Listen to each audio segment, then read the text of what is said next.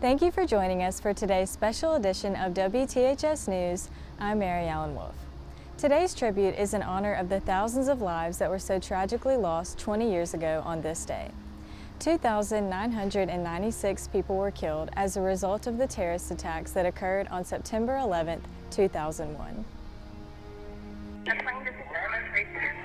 What? It's 737? It what? Like the World Trade Center. Who are you talking to? Oh, God. Oh, my God. It's I guess everybody remembers exactly where they were, that day, September 11th, 2001. I was teaching. I was a school teacher at Lafayette High School.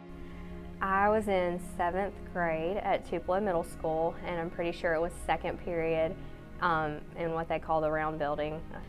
They had those old school TVs in the corner where they had it playing, I guess, live and on the news in almost every class that I was in for that day. What are those people gonna do? I was in my dorm room at ICC. I had been studying really late one night, the night before, and so I was actually asleep, and my sister called me on the phone and told me to turn the TV on. So I was actually at ICC. I'm just tired. I'm tired.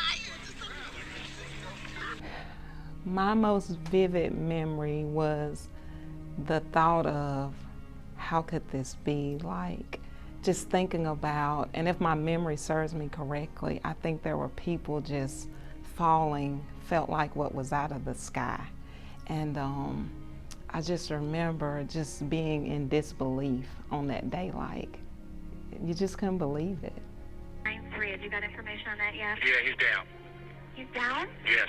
When did he land? He did not land. Oh, he's down? Yes, Down? somewhere up northeast of Camp David.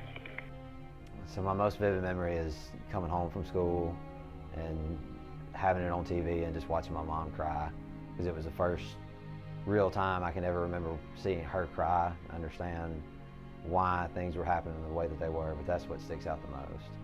At the time, what happened, I thought, I'd only been out in the military about a year, and when you serve in the military, they have a time that they can call you back. And so I kind of thought when I saw what was going on the TV that I would probably be reactivated and I wouldn't be discharged anymore, because they can call you back up to 2 years afterwards. And so that's kind of what I thought. But now I just think about all those people that, lost their life and, how their families are today, that they never got to make those memories with them.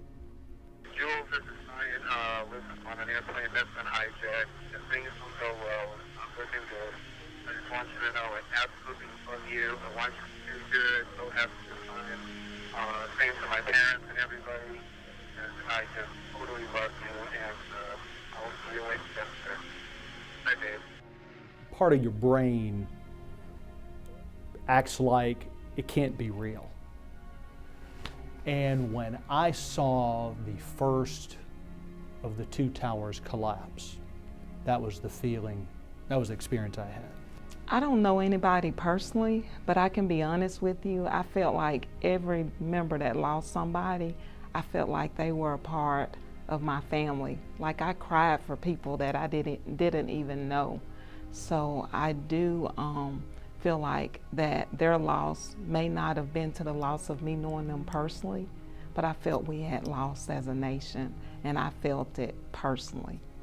I did.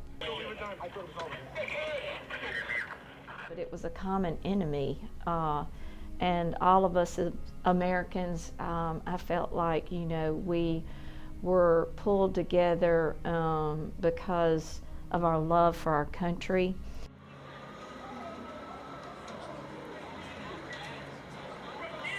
I mean, just that day, it meant a lot to me. In fact, it's probably one of the big reasons, why I moved from teaching to being a fireman. It just, that day, you just see them, what they had to do and the way that they were able to serve their community made, had a big impact on me and caused me to, look at my life. And, it seemed like the fire service was a good fit for me. And it's something that I, switched from teaching to pursue the fire service. So, it definitely had a huge impact on me. Political differences weren't nearly as important, regardless of where your stance was. The country kind of united behind this general, I hate to use war effort, but you see that in history. When we go to war, the population kind of rallies together. I do remember that sense of kind of patriotism and camaraderie and just the American people kind of coming together.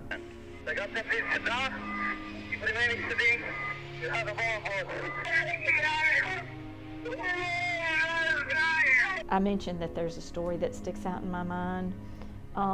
The man by the name of Rick Rescorla, he fought with Great Britain, but he loved our country so much he came to the United States, became a U.S. citizen, became a part of the United States military. He moved up the ladder really quick. When he retired from the military, Morgan and Stanley hired him at the Twin Towers, and it took up 22 floors, and they hired him for security, and he was the guy that enforced that those 22 floors of Morgan and Stanley, which is like 2,700 employees, would practice drills of going down the stairs. He would make them practice, and it would be spur of the moment.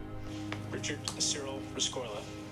At the cost of his own, Richard Rescorla helped save the lives of nearly 2,700 people at the World Trade Center on the morning of September 11, 2001. In the midst of the attack on the Twin Towers, Rescorla ignored advice to shelter people in place and instead aided their efforts to escape to safety. He did not, however, join the evacuation. He continued working to save lives until the tower collapsed, killing him and hundreds more. The United States is proud to honor Rick Rescorla, whose valiant and selfless sacrifice for his fellow Americans on one of our nation's darkest days will never be forgotten. You know, those guys definitely paid a supreme sacrifice, and sometimes you lose sight of that working at a more rural department here, like in Tupelo, but you know, the guys on 9/11, they definitely paid a supreme sacrifice.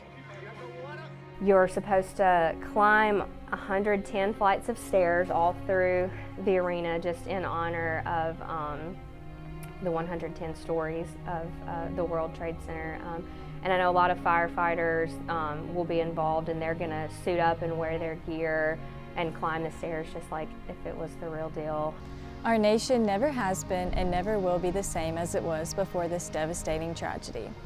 Our thoughts and prayers go out to all the many families and friends who lost loved ones on that day.